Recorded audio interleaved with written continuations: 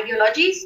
This is, well, I'm joined here to welcome all of you, the participants, our esteemed speakers, and also academicians with Mr. Bharatlal Meena, who is the chairman of Bharati Engineering, Science and Technology Innovation University. We have Dr. Manmohan Singh, Senior Advisor for Best Innovation University. I also have our international partner, World Women Leading Change, Dr. Ayla Al-Jufri, who is here with us today. We have also WWLC President for Africa Leading Change here as our speaker. So a little bit about what our university does. I'm the Chancellor of this university, Bharati Engineering, Science and Technology Innovation University. It's based out of Anantapur, Andhra Pradesh. The vision of the university is to create a world-class socio-conglomerate, social impact conglomerate, where learning is accessible, affordable, innovators are groomed, and ideas are incubated. Well, the three pillars of Best Innovation University has always been conservation, innovation, and collaboration. And we are dedicated to make India a knowledge hub of the world by contributing as an intellectual partner to the world through the World Forum for Education.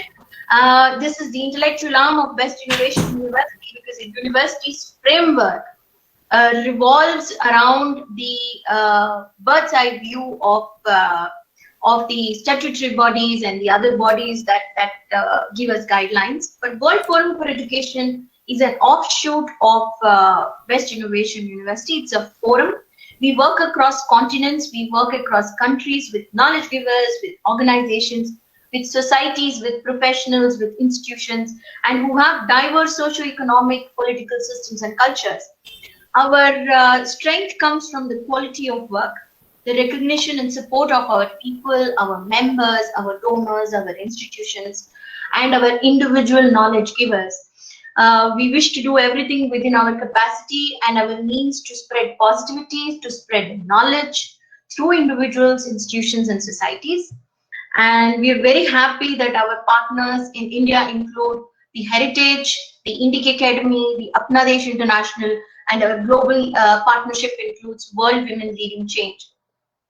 At WFP and at BESTIU, we believe that education is far more, it's much more than the transmission of knowledge and skills in a formal structure. We believe that it covers knowledge at all levels, coming from any innovator, any creator, any resource person, and who must receive a platform for showcase and credit. We belong to a country, India, which is bubbling with innovators, but who are not necessarily formally trained, formally educated. We would like to celebrate this knowledge. We would like to celebrate these skill sets, these indigenous traditional knowledge systems, which have made a meaningful change to the society, to a community, or even to the nation. This knowledge that translates into social or economic value of a country. As I said, this does not restrain itself to only the knowledge givers from the academic fraternity or the ones who are formally educated. Other than that, we have a huge social network, and this social network is similar to Facebook. It's called the World Forum for Education.org. This is like a community of knowledge givers from all across the globe who interact within the groups. It functions exactly like the Facebook, but just that we have an additional feature of having video chats and video calls within the groups itself. So I would like all of you who are here present in this platform to explore the World Forum for Education.org social network. Now coming to the role of conservation education, CE. We believe and we are aware that all individuals, institutions, NGOs, and government have to work hand in hand. And here, this is primarily in order to conserve, to preserve, and protect the Mother Earth and nature before it's too late for all of us to sit and decide the next course of action. And it is so critical to express, it's so critical to discuss, it's critical to find solutions, it's critical to start caring about the environment, to create Earth crusaders. We have dire problems on hand, and each of us have to come together as crusaders to save our planet from environmental destruction. Earth is going into global warming. We are all aware. The seas are completely filled with plastic. Our biodiversity is dying out. I was seeing some videos sent as a forward, and they said that we had more than 300 types of beans and other vegetables. Now it's come down to 5 and 10. Now this is primarily because our biodiversity is dying out. There are several species of animals that are going extinct at an alarming rate. So we know vehicles are also a biggest compromise to the air. We need to conserve water. We need to completely stop plastic and be mindful of what we throw in trash. We need to channelize, I think, this is what I believe, our inner grandmother. Make your own bag, reuse, borrow, or fix, but don't buy. But and I also see that the youth today are far more evolved and who are extremely gadget oriented, which is a great thing actually. They are well aware and they are well informed due to the discussions that happen on environment over Facebook, over Twitter, over Instagram. This generation knows for a fact that environment is under threat and the various societal issues that surround us. So at BESTIU, we believe that conservational education is an important aspect of core learning systems. We want to engage in transdisciplinary integrated learning approach. And we believe that when students apply this acquired knowledge, skills and values, they can actively take a leadership role for a range of real life conservational issues. So we have three types. We would like to develop the attitudes and behavior to support conservation. And conservation, by saying conservation, it not only means environment. We would also like to provide opportunities and I think develop the future generation as conservation leaders. We have three broad themes that we have identified. One is the most important, which has been very close to our hearts, which is the indigenous knowledge systems. The indigenous knowledge systems which revolve around the fabric, the handloom, the art, the music, the agriculture, the well-being, dance forms and archaeology. India has been well known for its richness and in terms of our indigenous traditional knowledge systems. So also yoga and Ayurveda as a part of wellness campaigns. So we would like to address indigenous knowledge systems. We are also addressing earth, where we have environment, climate change, energy, soil, water. We also have a third part, culinary, where the interest was generated in me by my mentor and my Akka, Vijay Lakshmi Akka, who is also a speaker here today. She said we need to sensitize people about food cultures, about understanding our heritage cuisines, and about understanding our ancestral vessels. It's important to delve into aspects of understanding how these traditional recipes and can provide us dietary nutrition today when we need this immunity the most. What medicinal benefits can it provide us, and what conservation methodologies can we have to preserve these food cultures? So with our partners, World Women Leading Change, and with all countries on board, I think we would like to spearhead all these channels of conservation education. Today's Earth series, and the Earth series has a very fantastic team at Best Innovation University. We've been doing a lot of work. We have our Vice Chancellor, Dr. D.L. Maheshwar, who is a part of the Earth series. We have Dr. Mallikarjun, who is also our Dean for Agricultural Sciences. We have Dr. Rangaswamy, who is also a moderator today. And we have with us Dr. Ravi Kumar, who is an animal husbandry scientist. So the four of them together have put up the entire conservational education through for Earth. Well, now I think I will move on to introducing our moderator for today. We have a lineup of extraordinary speakers. We have Shri Suresh Heblikarji, who has been an actor, director, producer, such a great multi-talented person, but also very passionate environmentalist, and who has done a lot of work through his organization called EcoWatch. He will be speaking today with us on biodiversity. We have Madam Vijayalakshmi Vijay Kumar, who is more like an elder sister for me and a mentor for me. She has been organizing festivals, the most famous festivals of India, where artists from all across the globe participate, and which is to do with our country, our culture, and our heritage. She also has had a lot of these environment related green TSG rallies. So she's again a multi-talented. She's by profession a pilot, which I always say, and a dancer. Before she entered into all of these aspects, and she's a multi-talented personality. You will understand when you hear her speak. We have from Earth University, Drone Chetri, and this university has been doing again a lot of work in conservation of the traditional varieties through NGOs, through communities, and through institutions. We welcome you to Drone.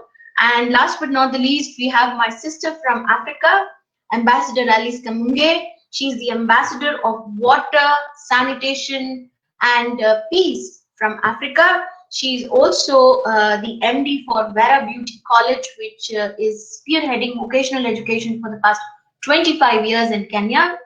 And she's also the president of World Women Leading Change from Kenya.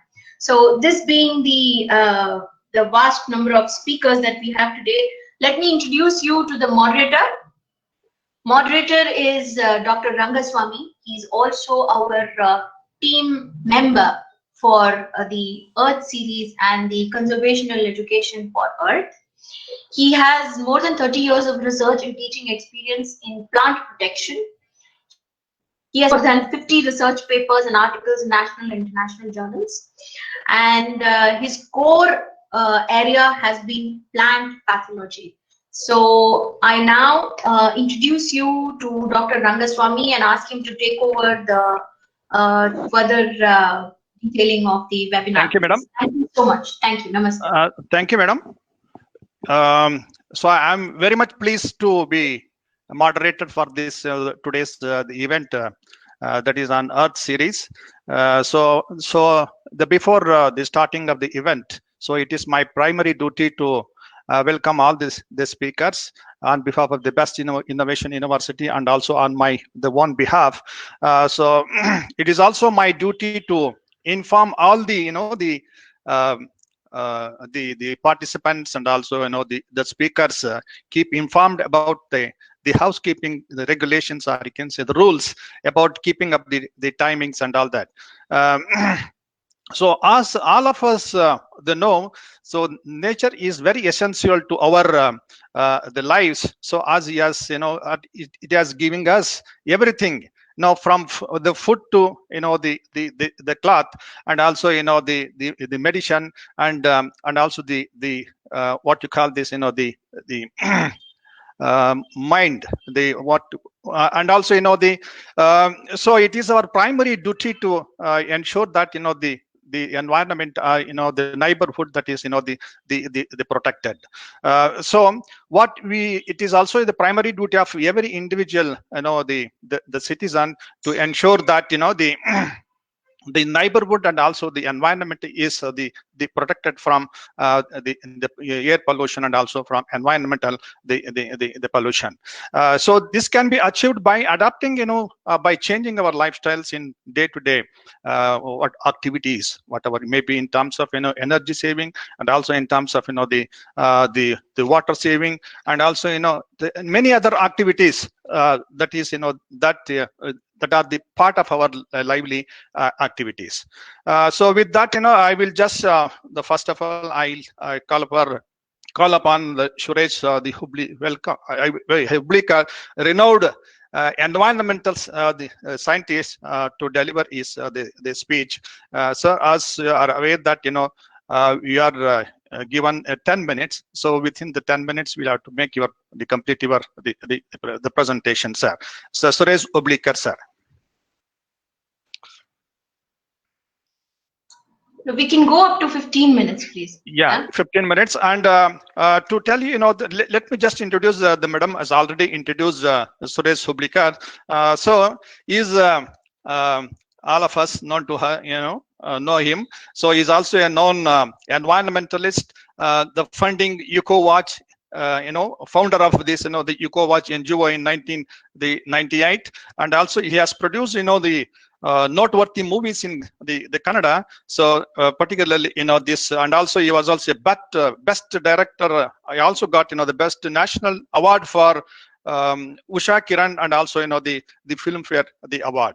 He is also winner of the state award for his movie Aghata, and also national state award for his the Cardina Benki. So he's also one of the the eminent environmentalist, and also the prestigious the international the Osiris Award for his the shepherds and the move. So he has contributed greatly to the conservation of the environment. And so with this introduction, I call upon Hubli Katz to deliver his speech.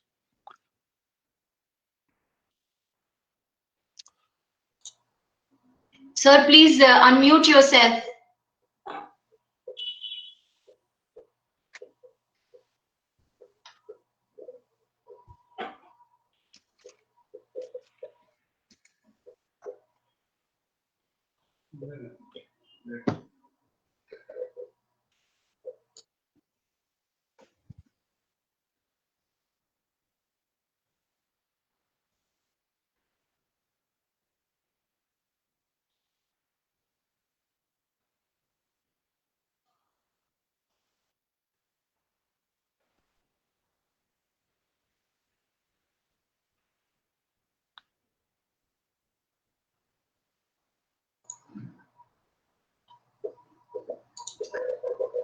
You will find, are you on your desktop? Okay, if you're on your desktop, you just have to bring your cursor below, just to the bottom of the screen, and you will see the sign of the microphone there. Just click on that. Can you hear me now? Yes. Yeah. Okay. Sorry, there was a bit of a. Anyway, we there had been a good talk about the Earth series, and I'm very impressed because I remember seeing the Earth series of films more than about 25 years ago when it started on Doordarshan. There were no other TV channels in India. And one of the famous film actresses, she used to anchor the entire, the Planet series. However, I have to say that biodiversity is one of the most important features of this complex planet, because biodiversity means all life on Earth, all life. That is, all life means in all forms, in all its interchannels. So if you look at the way we drink water, the way we consume food, we breathe the air, all these depend on the biodiversity. There are about 1.7 million species recorded, and yet there are about 8 to 9 million species to be found out, and even it can go up to 100 millions. In the last century, or in the last 200 years, we have lost a lot of species. Even much before we were aware that they were there, we have lost the species, and it has affected agriculture. It has affected horticulture. It has affected animal husbandry. It has affected the way we could have got medicines from the trees, from the herbs, from the weeds. There are so many things. So without biodiversity, there will be no humanity, according to Professor McDowell of the Oxford University. He says if we lose the insects, entire ecosystems will collapse. So the insects play an important role. Insects make our environment. Without insects, there cannot be fruits and nuts. Without fruits and nuts, there cannot be other food. Just like when we say without plants, there won't be oxygen. Similarly, without insects, there won't be environment. So we have to protect insects, but we do not know the way we have been going around asphalting the earth. We have been going around cutting down the forests. We have gone on in shrinking our lakes and rivers. And even today, we have touched the great ecosystems like the Arctic and Antarctic. You see, in Antarctic, it was found, in Arctic, it was found recently that an orange water, which was polluted from the mining, was entering the cold, glaciers of the Arctic. So to remove that, the scientists around the world, they came and they stayed there for about 6 months, and even then they were not able to remove the entire, the polluted the glaciers of the Arctic continent. So we have gone ahead with our developmental economic activities in such a way that we have thought that's more important than the insects, than the birds, than the species like trees and the grasslands. See, the grasslands are the biggest carbon sinks. There is, as you were talking about agriculture, we have a conservation agriculture. That means we try to not take out the carbon from the soil. It is actually sequestration of the carbon. It is also the saving of the carbon soil through the residue of the agricultural crops. Otherwise, we keep on burning the crops, we keep on taking the crops. But there are certain tribal populations in the world who have never even plowed the soil for hundreds of years. They have taken some sticks and they go on making small pouches and sow the seeds, because the earth is so soft, because they do not even remove the leaves and the buds which fall to the earth. So they grow their crops, they grow their millets, they grow their vegetables, they grow tubers. And this is the thing, how they have conserved agriculture. I once thought that even they share their food, they don't even store them like we store in the big godowns. See, when you store in the big godowns millions of tons of food, you need thousands of trucks, you need thousands of cars for the officials to go about. So we have to look at today our economic and industrial policy, how it has come to really attack our environmental ecosystems. The ecosystem functions are the most important ones. They give us economy, they give us food, they give us medicine, they give us life, they give us water. All these things are linked. See, in environment, all the species are linked. Everything is linked. So we have to understand that how the biodiversity is very important on this earth. We have lost actually much before the humans dominated the planet, about 65 million years ago. A big meteorite, it hit the earth and wiped out dinosaurs. Before dinosaurs, there were no human beings. And so today, the humans have assumed a lot of importance and significance for themselves. They think that they are the only important thing. But when they don't get food, they don't try to understand why. We were in the Western Ghats. We were about just 2-3 years back. We were making a film on the Aganashini River, and we found out that when the river water was flowing through the various channels of the forest, and there were no bees there. And a friend, a colleague who works in the forest, he told me that a lot of people who have started doing agriculture in the thick Western Ghat forest, they use chemical fertilizers, and the birds and the bees are so sensitive that they have all died or they have gone away. So without bees, there cannot be forest regeneration. When the forest doesn't regenerate, forest starts dying. So we have to be careful. We have to be aware as to how biodiversity plays an important role in conserving our forests, in conserving the species. For instance, now we are talking about coronavirus, which I wrote recently in a paper that it has come from bats. And later some people said, no, it has not come from the bats. But the scientists do focus that the bats must have carried this. It is not only bats. There are many other animals. When we shrink the forest, they come out of the forest. The pathogens come out of the forest. They hit the human beings, they hit other animals. We do not know what happens. So today we do not know how many pathogens, the pathetic ones, are flowing into the system, and they may attack us. It is not only one virus. Many other such viruses will come unless we improve our immunity. And immunity can be improved only when we eat the original food that this earth had created.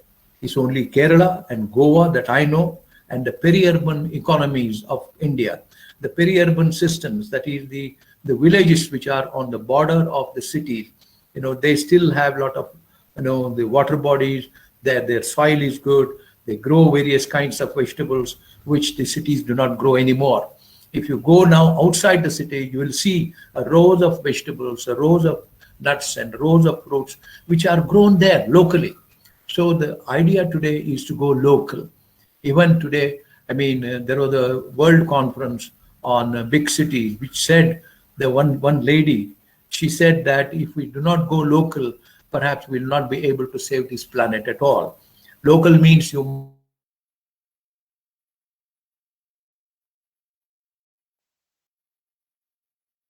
look at the newspaper, you see so many, cars, you see so many other items which are being produced in the cities to, to satisfy our aspirations.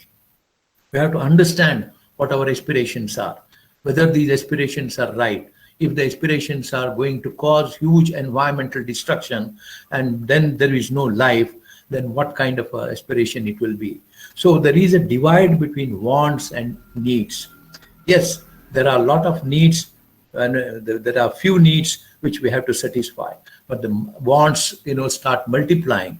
And if we want to start achieving our wants or pursuing our wants, then we start developing the technologies. We apply science to such technologies which produce such kinds of goods and which we go on consuming, and then there will be no end to it. And like this corona, there's something else will come in the society and it will stop us from consuming these things. So we have to be aware that environment is at the basis. I said there's a global warming, there is climate change. This climate change is the most important thing. It is through the water medium the climate change influences environment. So we have to see how water is being used. Should not be misused. For instance, the wastewater. For instance, this has to be treated. Even there is not much of water, we keep on desalinizing. But in desalinizing, we use energy. Energy again produces CO2. And to bring down the CO2, you have to again adopt certain technologies. So the best thing is the green, the low carbon economy, the low carbon energies, like for instance, the wind, the solar, the biomass. These are some of the things. Wherever possible, we have to go into the production of these renewable sources of energy. And through renewable sources of energy, we have to strengthen our economy. Strengthening the economy, again, is very important. See, for instance, Europe, every year it is losing 450 million euros per year. That is 3% of the GDP of Europe is cut because the biodiversity has shrunk there. We have to understand how it is also the biodiversity, it increases your GDP. Trillions of dollars, the ecosystems of the biodiversity give us so much, like water, air, oxygen, soil, medicine. They are so much that the GDP is double, trillions of dollars of worth of, the GDP is created by the biodiversity. If you consider money as a measure, then through that you have to understand how our biodiversity can be understood. So when trillions of dollars of economy can be produced through biodiversity, why not conserve biodiversity? Biodiversity is the most complex feature of this earth. We have to start introducing it through the children. They must understand. We should not just say, oh, soil, water, weeds, and all these things. They're all important. I will just try to end it by saying that in Karnataka, although it has major forests in entire South Indian states, we have 19,000 square kilometers of forests of the Western Ghats. But still it is considered second in terms of having arid areas after Rajasthan, because we have Raichur, Gulbarga, and parts of Bijapur, Ballari. All these are the arid areas, where of course we have to plant millions of trees, because the United Nations just a few years ago had said that we have lost 14 billion trees on this earth. These trees are amazingly wonderful ecosystems on the earth. They give us fire, they give us bark, they give us food, they give us fertilizer, they give us water, everything they give, not only oxygen. But these are the important things which we have to understand. So biodiversity, as I said, it is when you drink water, when you eat food, when you consume anything, it all depends on the biodiversity. The coral reefs, when they play with the physical environment, it is again the biodiversity. When the ecosystems like the fisheries, when they collapse, it is because of biodiversity collapsing. So when the biodiversity collapses, a lot of our economic systems will also be just forgone. we will lose our economic systems. The earth will become a poorer, poorer platform for human beings to live. We have forgotten our philosophers, spiritual people who said that this earth is a constant shuddering place. Why people want to build so much of property on it? They said, whether it's a German philosopher. But still, as human beings, we live a short life, and within the short life, we want to consume a lot of products and be happy. But we have to understand whether we will be happy by consuming products or by saving the biodiversity. Thank you very much.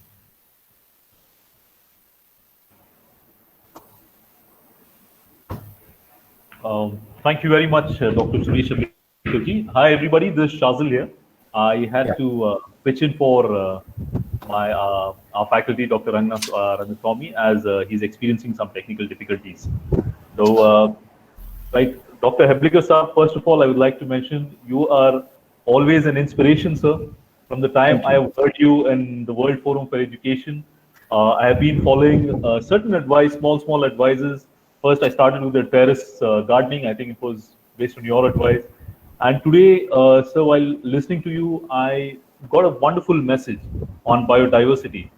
That indigenous people, right? How they lack the knowledge of using technology, yet their soil is very soft. Yeah. Right. Also, if we have to save this planet Earth, we have to go local, act local, and that is the message which I received.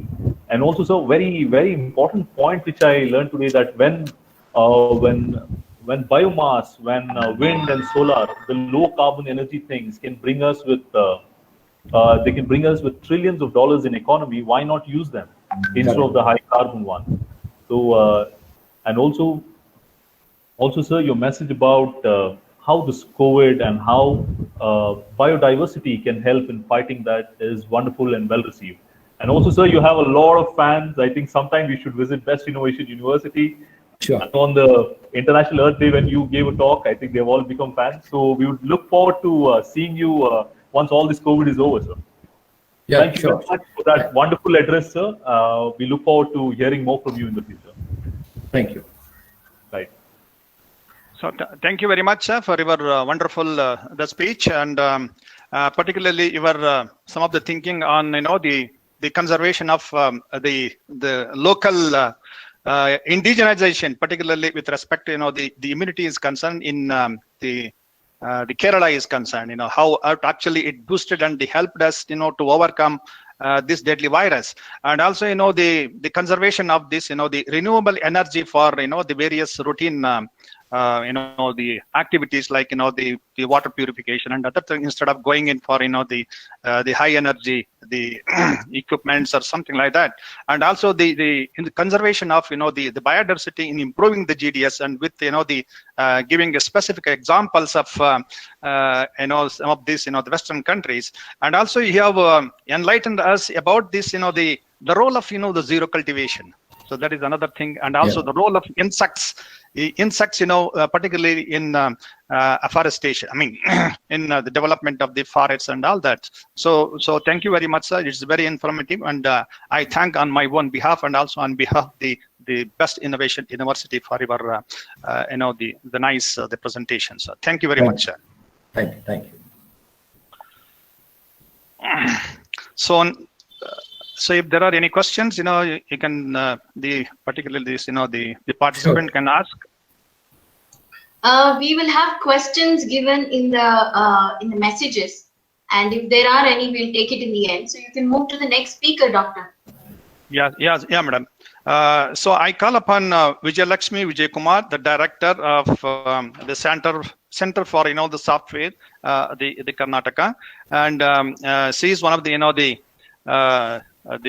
great the environmentalist, and she is a director of CSP and also the founder secretary of the Heritage, the Parampara, not for the not for profit trust, and also the Heritage is, so she is the member of some of these the trust, particularly Heritage Trust, which conducts the festivals, annual festivals like the Gudiya Susti and also the Sabrama Srushti or something like that. So she has flown over aircrafts, and also they play a very state level softball, and also she is the expert in the Bharatanatyam, and also she has they delivered a number of the lectures and organized the talks and in some of these the national and international events, and she has been the central film member of this and also the censor board of national advisory, the boards on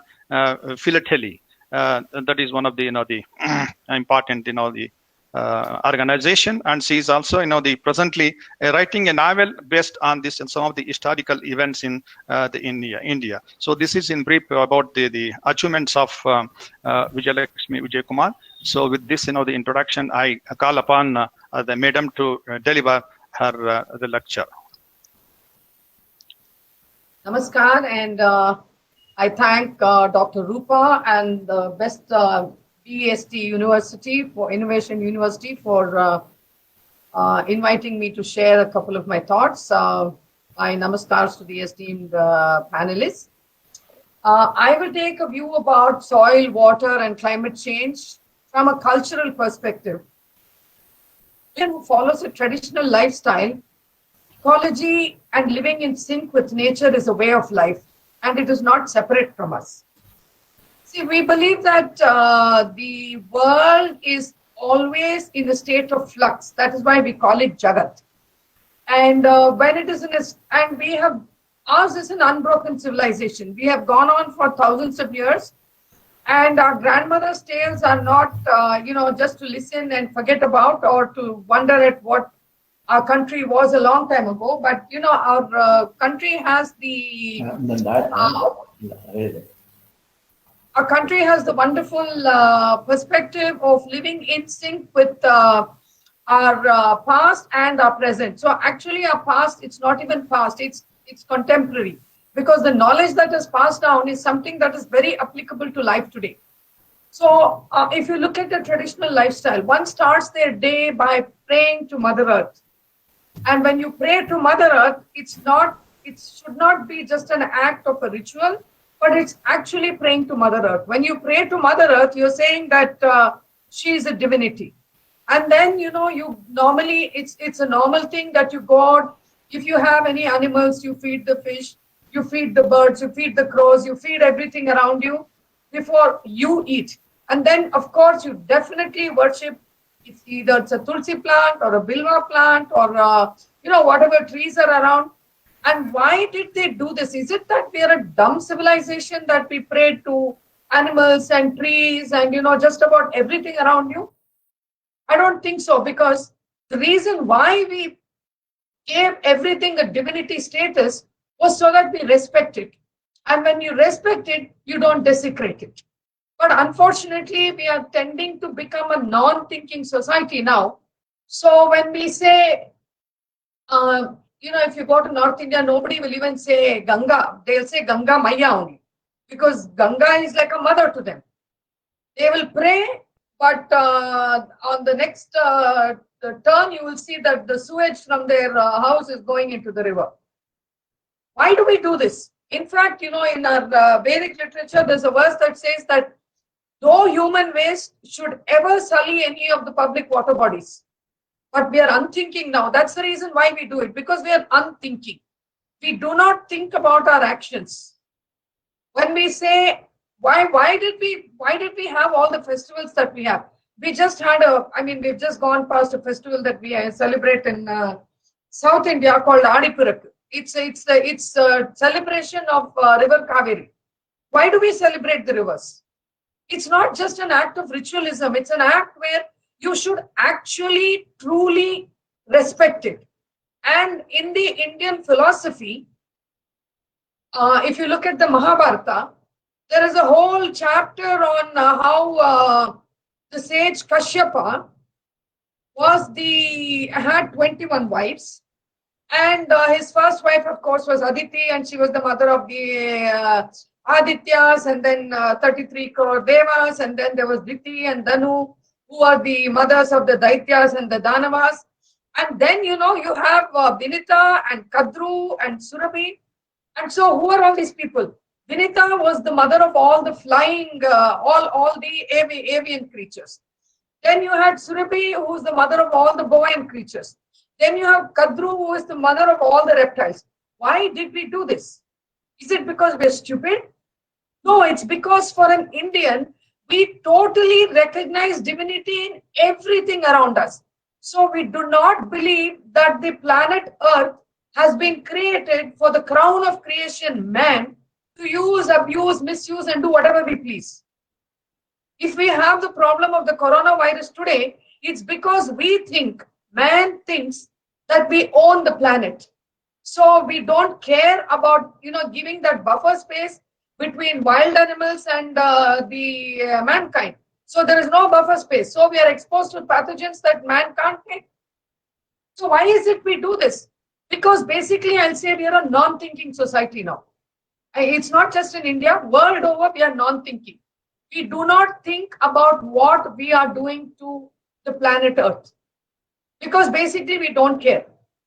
Unfortunately, it may sound a little rude for me to say it, but we don't. And most governments are worried only about economy. They are not worried about the sustainability of the economy that they are creating now. We had whatever was called the Green Revolution that was filled with chemicals. Every farmer's delight was urea. They never thought about what it does to the soil. And now we talk about damming the rivers. We have not thought about and why do we dam the rivers? Because we want electricity. And why do we want electricity? Because we don't know how to live without electricity, or, at least use it less. I remember as a child, you always, when you left the room, you turned off the lights. Nowadays, it seems as if the lights are there for an empty room. Nobody turns off the lights. Everywhere we have light pollution, we have water pollution, we have air pollution. Everything happens because we do not live in sync with nature. We do not. And if we have to live in sync with nature, we have to start thinking. Like Mr. Suresh Ablikar said, we have to eat local. No, we want to eat, elitist food. We have to fly food from somewhere, from some destination, unknown destination, and we don't even know whether that fruit is something that is good for us, because our systems are very geographically based. I have noticed one thing, that many Indians who live in the US end up later in life with intolerance to milk, intolerance to dairy. Why? Why is it our system cannot tolerate milk there? Because of the kind of milk that is produced there. And then this whole movement called vegan. The vegan movement actually started basically because of the way dairy is treated in those Western cultures. It was not like that here, but today we are also starting to treat it in the same manner. Where, we want cows to produce more. Everything is about commercialization. Even agriculture is about commercialization. It's not about, okay, let me till Mother Earth and let her give me what we deserve. I go back to a story. I don't know whether I said it the last time also on this, but it's a very favorite story of mine that's in the Bhagavatam. There was a king called Vena, and he was a tyrannical king. He simply went out hunting animals, killing animals for no reason, and then they took out of Mother Earth so much that she stopped yielding. And then finally, their own ministers' council had to do away with this Vena. And then there was born this king called Prithu. When he came out and he saw that Mother Earth was not yielding, he went after Mother Earth. Please understand, this is symbolical. He went after Mother Earth. Mother Earth came as a cow and she started running. And after a point, she could run no more. She stopped and she turned around and looked at him and said, okay, why is it you're chasing me? And so he said, I'm going to kill you. How can you not give enough food to my children? And then she said, Mother Earth said, I will give all the food that you want, provided you take care of me. You don't abuse me. You don't overuse me. And the whole text says that when there is rain, see that you preserve water so that I don't become parched in the summers. So the whole thing is that if only we actually read the literature that we have and start using it and thinking about it, I don't think we really have to be worried about environmental awareness. We would never need it. We wouldn't have needed this environmental awareness had we lived in sync with nature, had we followed what, our, what should I say, ancestors did. Because, like the use of plastic, for example. I think Dr. Rupa said it right in the beginning. I remember as a child, my mother never went out without a cloth bag. Yeah, I don't know why. I used to feel, why do you carry this cloth bag? You can just bring from the store. She would say no. And then, everything will be recycled. Bottles will be recycled. Cloth bag will always be kept. We never threw things out at the drop of a hat. Now you look at the packaging that comes. Where is there place for this kind of trash that we create?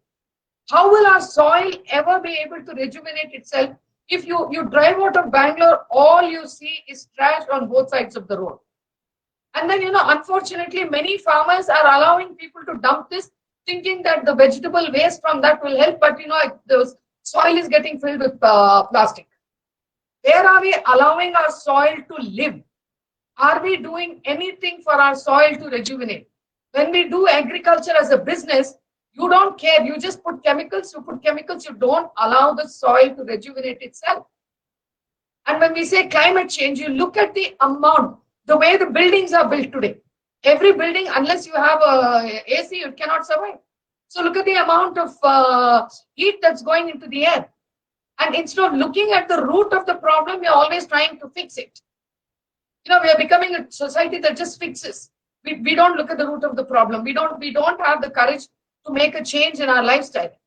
I'm amazed that after this coronavirus, I have heard very few people ever speak about the reasons why coronavirus is here, why it's spreading, and how to root it out. All they're looking at is, okay, let's find something to fix it. Let's get a vaccine. Did anybody bother about why the coronavirus is there? Why it's spreading the way it is? If you look at the way our cities are clogged, no space to breathe, no place to move, these are all the reasons why these things happen. I'm sure there were some diseases that came before, but nothing became a pandemic like this because we had the sense to live in sync with Mother Nature. Sir, how many minutes or seconds do I have left?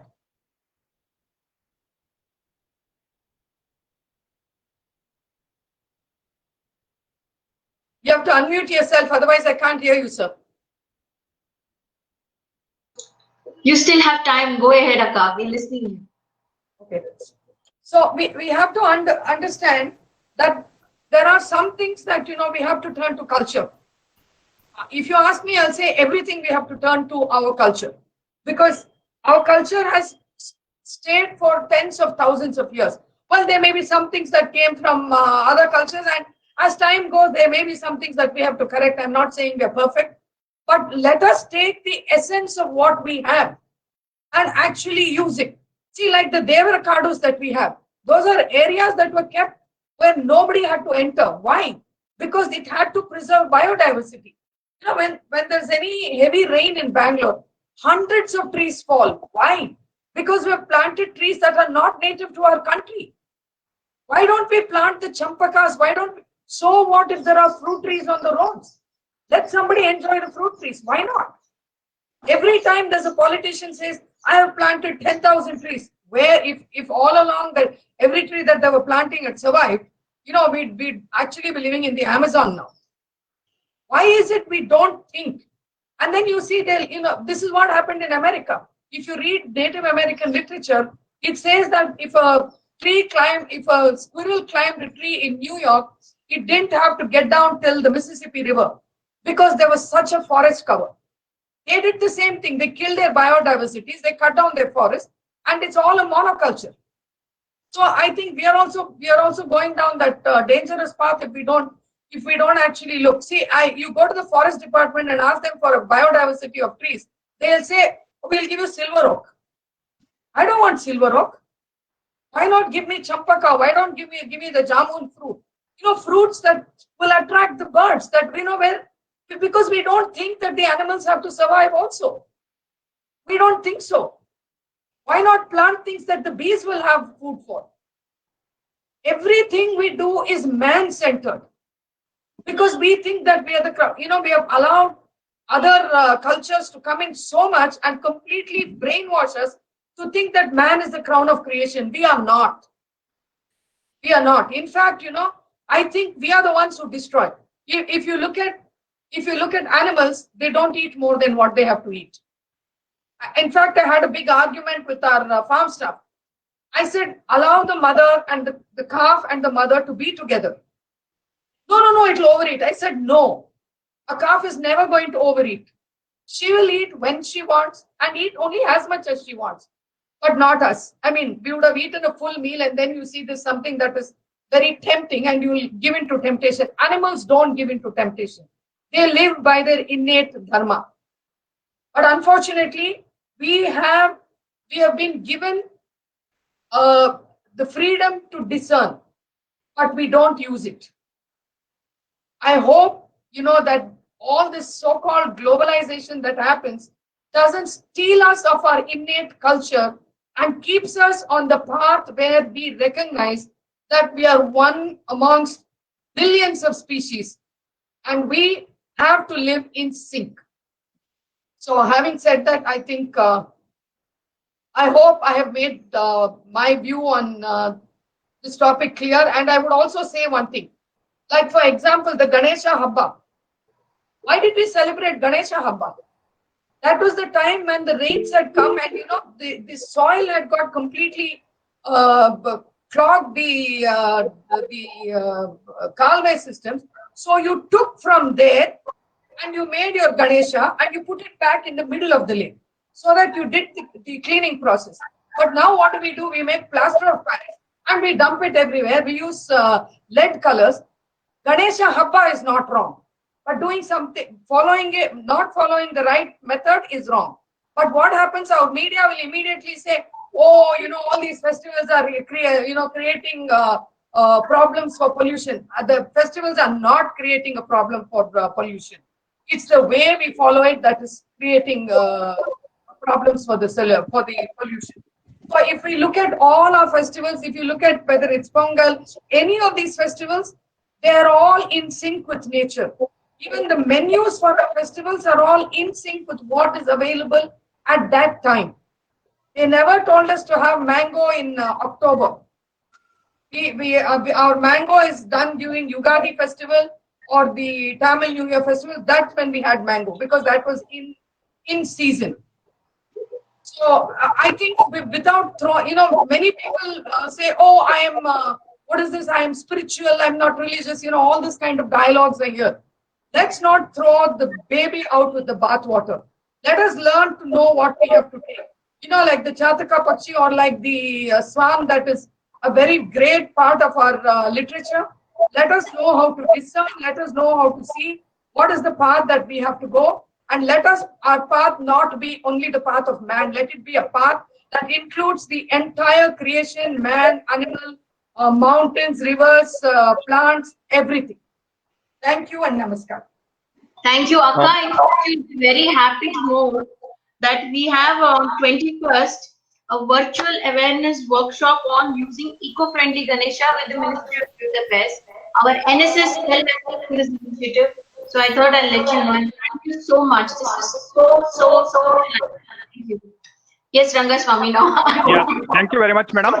Thank you for your thought-provoking speech and some of these, the cultural aspects and also, some of the spiritual aspects linked to this, the environmental, the conservation, and also some of the attitude of our, the society and the people, and also the government policies, with respect to the conservation. So thank you for enlightening on some of these aspects, and thank you very much once again on behalf of the Best Innovation University and also on my behalf.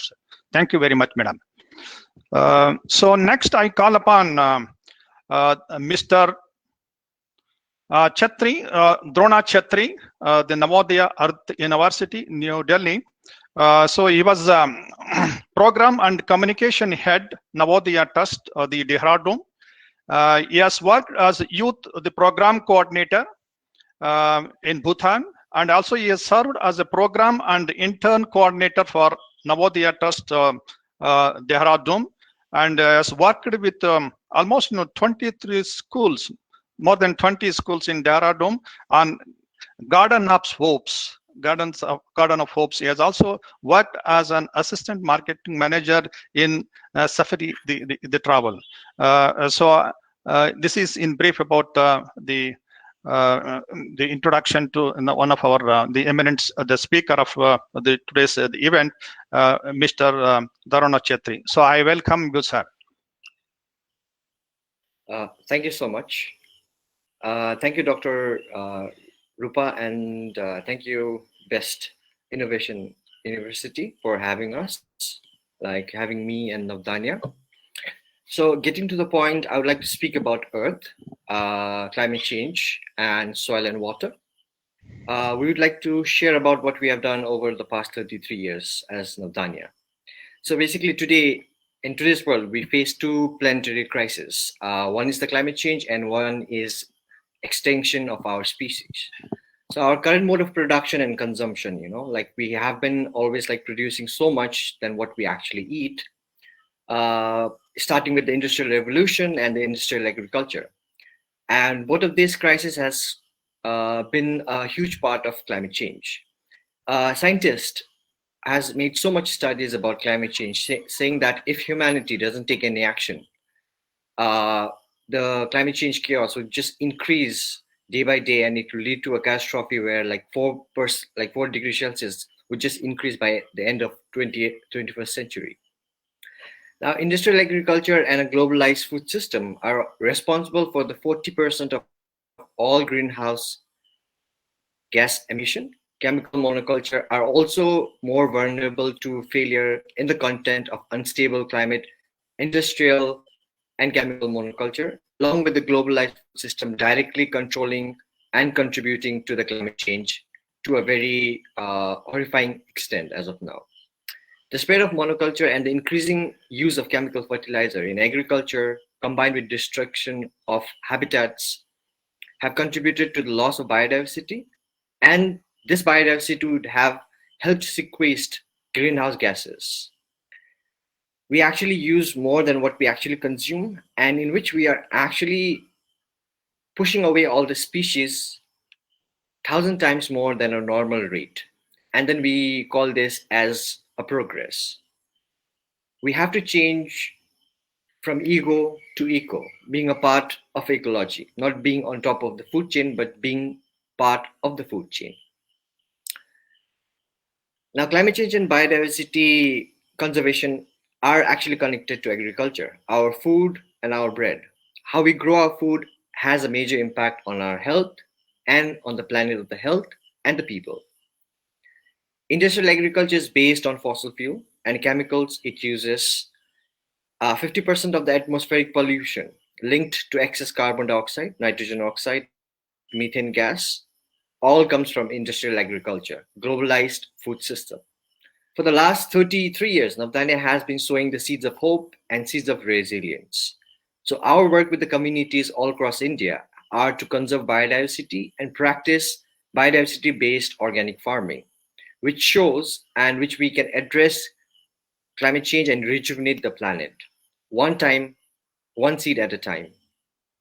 In doing so, we produce more and better food and could provide enough nutrition for 2 times the world population actually.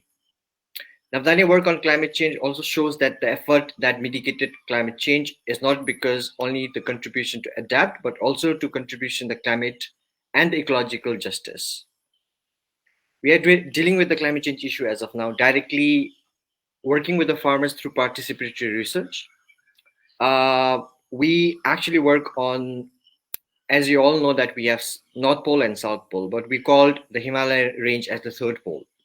And Himalaya range actually helps us, helps at least about 1.9 billion people in terms of water, in terms of agriculture, in terms of food security. That's the amount of water resource that the 3rd pole produces.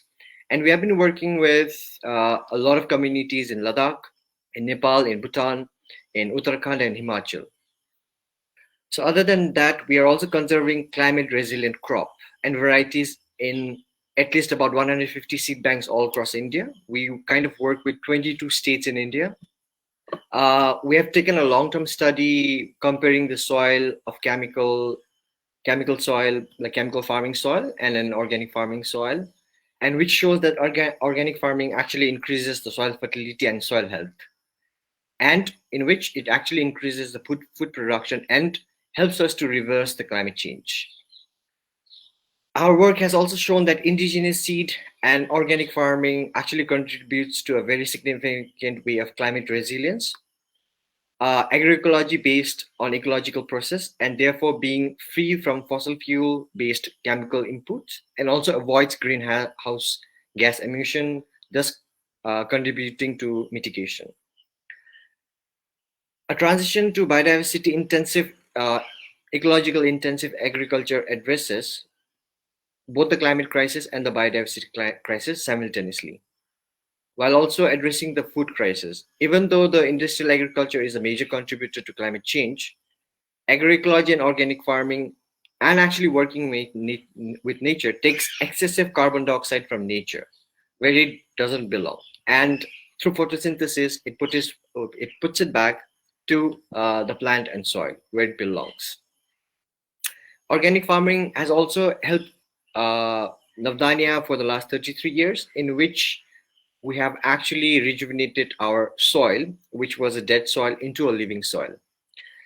People and communities everywhere now are actually giving up and adopting a better way of farming without chemicals, which can be known as organic farming, which can be known as biodiversity farming, or it can be known as farming without chemicals, or permaculture, or even biodynamic.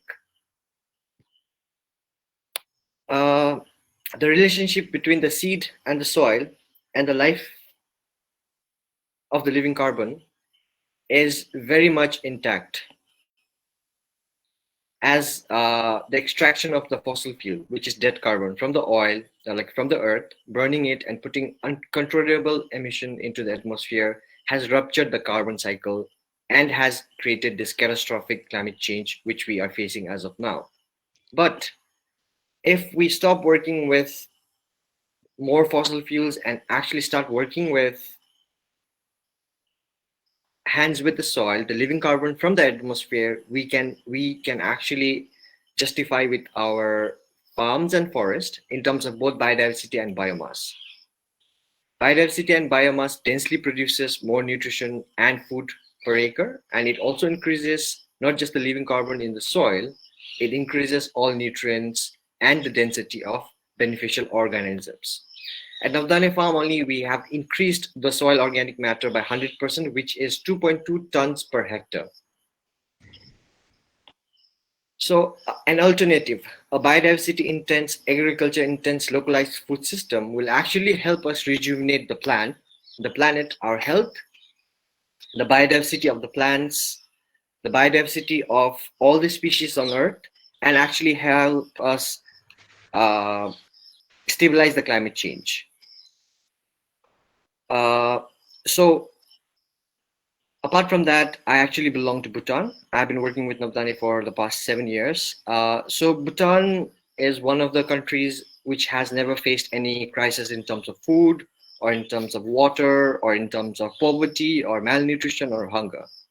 But we are also not spared by the climate change. Our glaciers are like melting very, very fast on a very rapid scale, where the snow leopards are actually now adapting below the snow line. So one question that I would like to leave with is that, how would you like to leave something for the future generation? Would you like to leave a destructive earth where there's nothing for the future generation to thrive on? Or would you like to have something from your side that you can do, even planting a tree, just for the future generation to move on? So yeah, thank you so much. So thank you very much, sir. So thank you very much for your informative, the speech, and particularly the aspects of, the soil conservation and also the soil rejuvenation through this, the farmers participatory approach, and some of the achievements that, the Navodaya Trust has done in Bhutan in respect of the soil conservation and, the rejuvenation of the soils. So thank you very much. I profusely thank you for, for the nice the presentation on some of the the measures of the steps that the activities that the trust has taken up in conservation of this the environment and also the soil. Thank you very much, sir. So now I call upon Kamuge Alice, the ambassador of water, the sanitation, and also the MD Veera Beauty College, the Kenya. Ambassador, she is ambassador of the water sanitation, the Kenya College, and she is also a director of the Elemono Safaris and also the director of Veera Eco Earth, the Warriors, the Kenya, and she is also a member of the Violin Kenya chapter. So she has conducted some of the events. And she has also, her trust has, has some collaboration with some of the, the international events, particularly, that are being annually conducted in the China and also in the Malaysia. So, Madam, please. Thank you so much. Can you hear me? Yeah.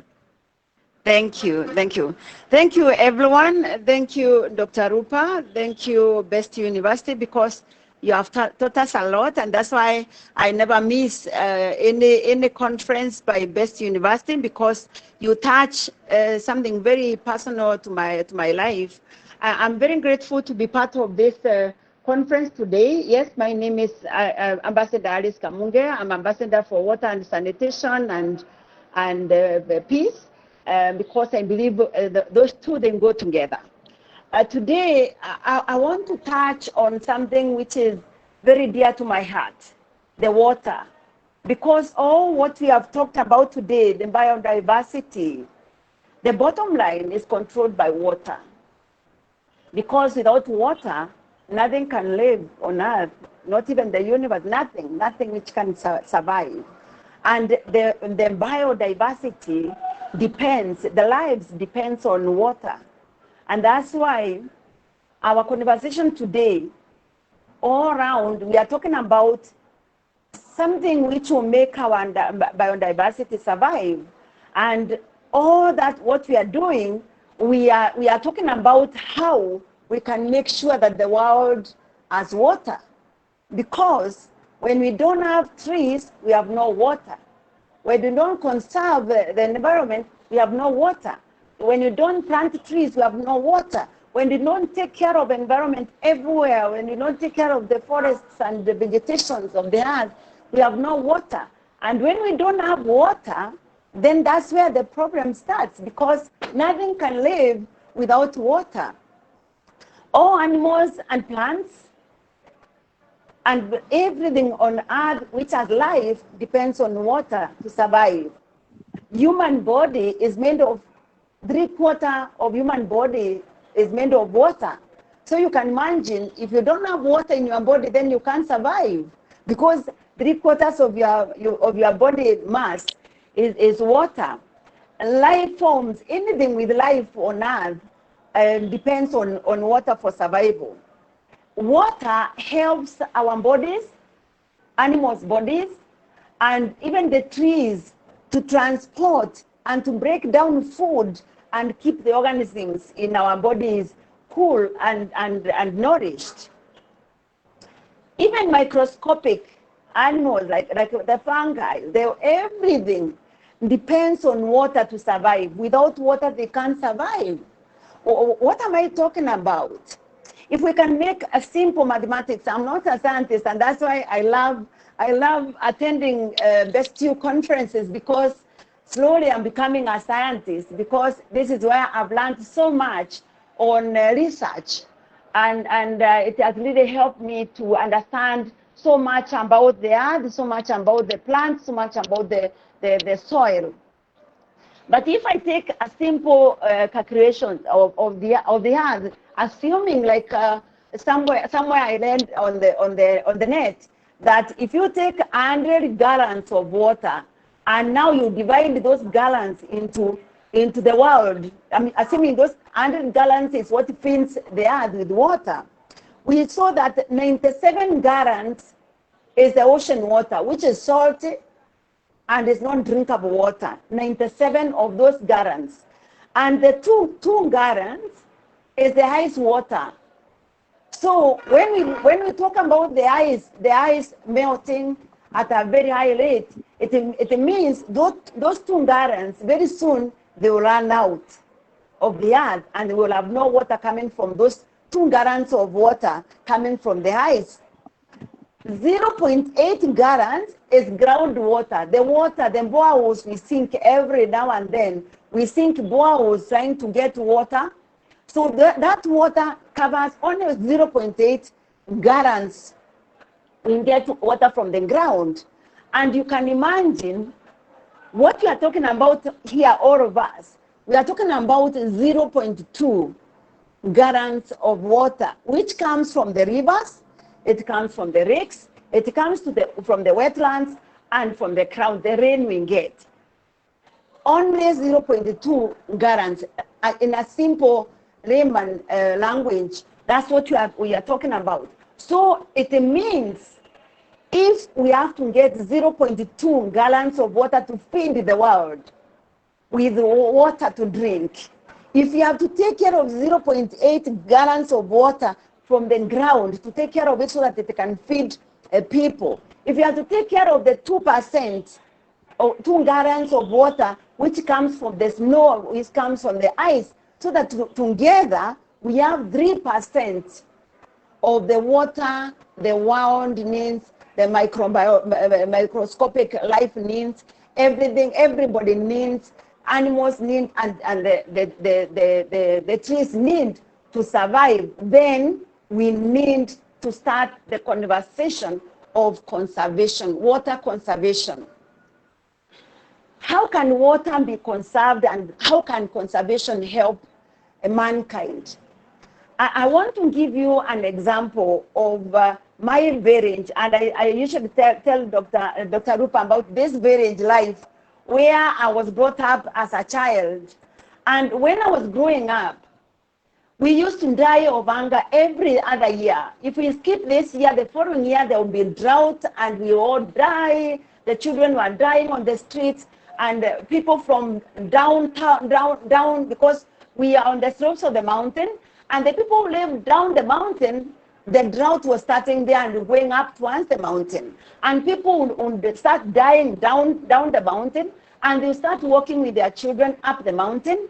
And when they walk with their children and they are not able to carry their children, they abandon their children on our gates and on the road. And when people wake up, they'll find the children have died. And now one time, a chief decided to change the narrative.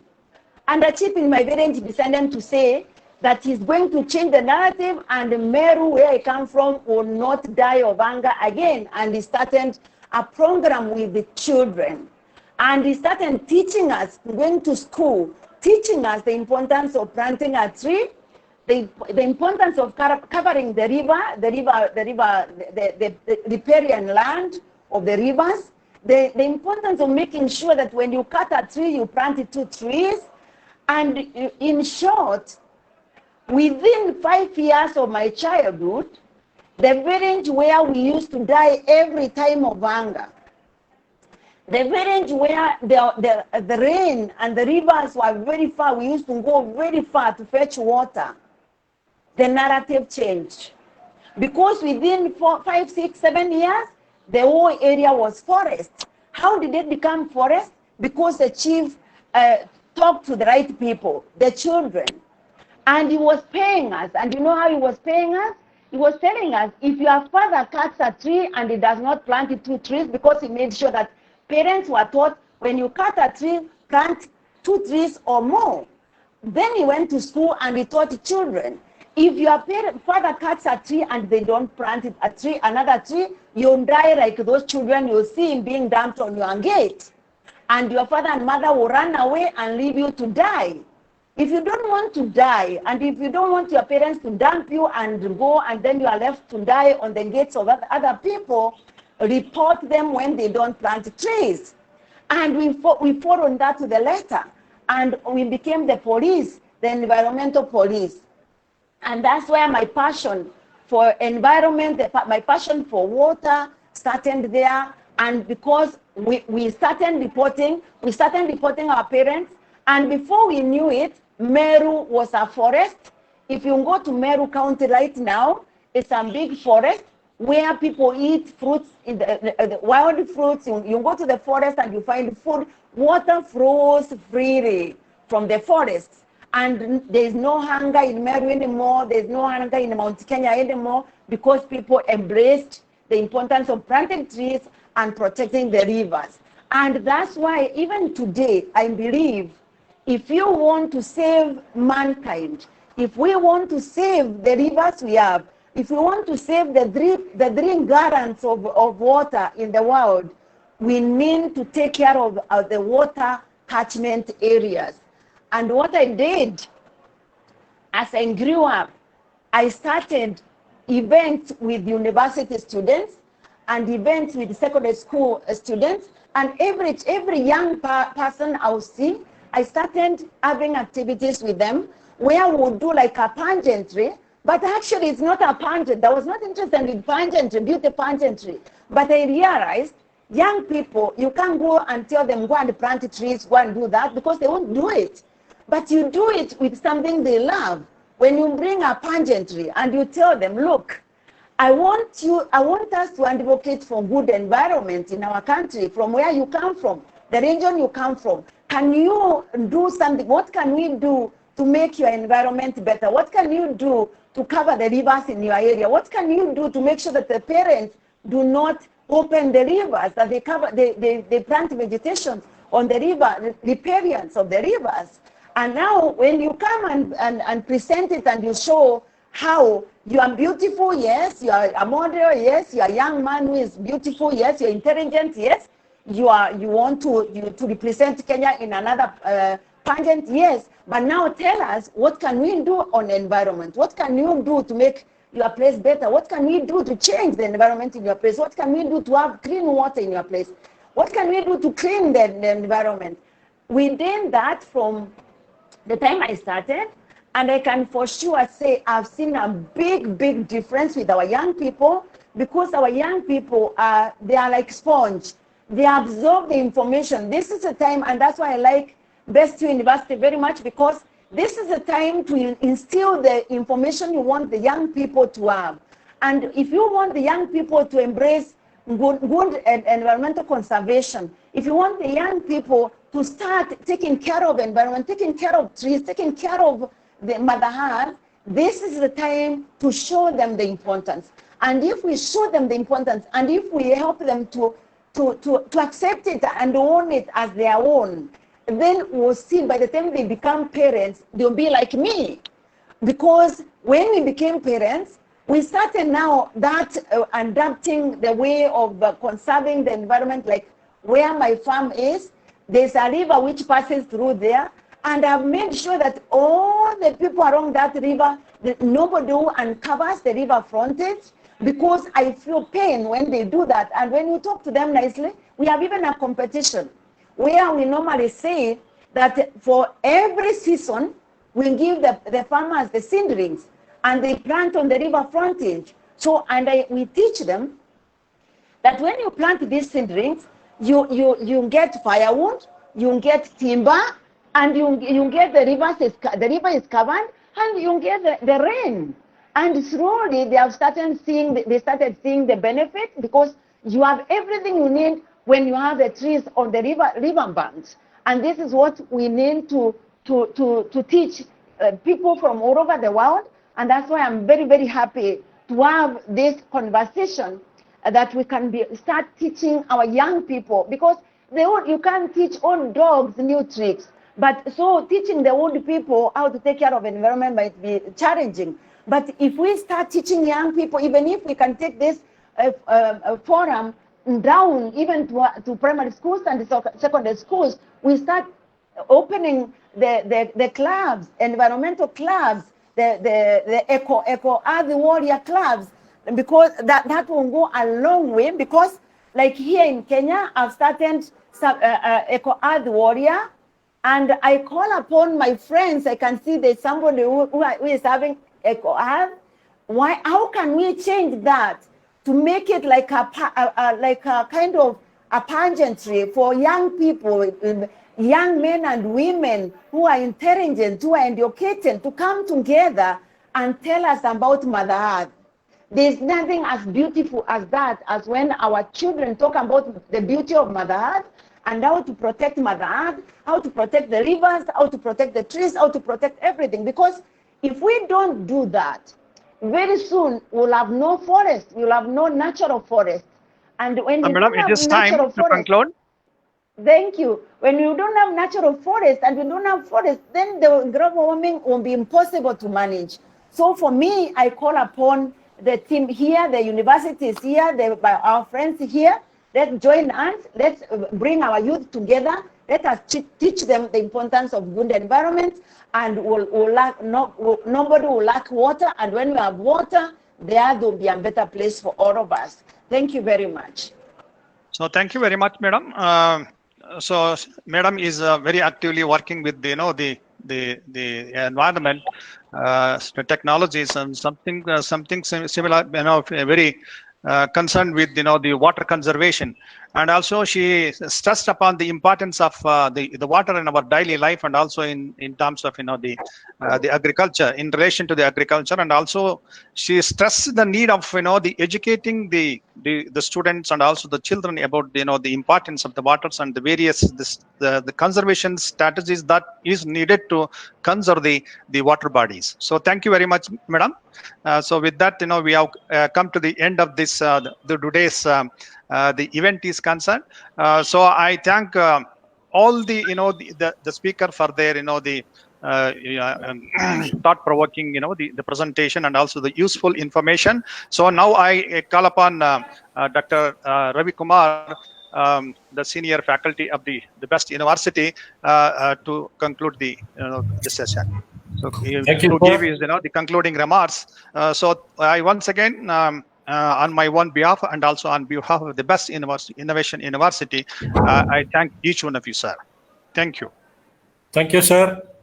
The deliberation, the articulation of Suresh sir and Vivi madam, who spoke from the heart, and Alice madam, all versatile subject is covered in this articulation, and everybody was quite impressed because they speak from the heart. The earth is a very unique subject. The environment, indigenous people, innovation, and so on. I thank our chairman, sir, and Rupa Vasudevan, madam, chancellor, our vice chancellor, Rangaswamy, sir. The deliberation was excellent, unique, and we are trying to bring it to the level of institution.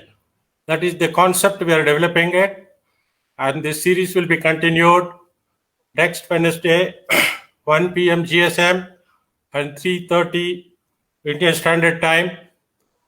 Let's look forward some more unique events on the Earth series. I thank the viewers, the participants, the VIPs, and one and all for taking active part to accelerate the concepts of the Earth. And again, I thank everyone. Thank you very much, sir. Thank you all. Thank you very much. Thanks to all our speakers. Thanks for taking out your time for this important topic. Thank you. Thank you, Alice. Take care. Thank you, Dr. Ayla. Thank you, everyone. Thank you, Dr. Rupa, for giving me the opportunity. Thank you, the speakers. Thank you, BESTIU University. Thank you.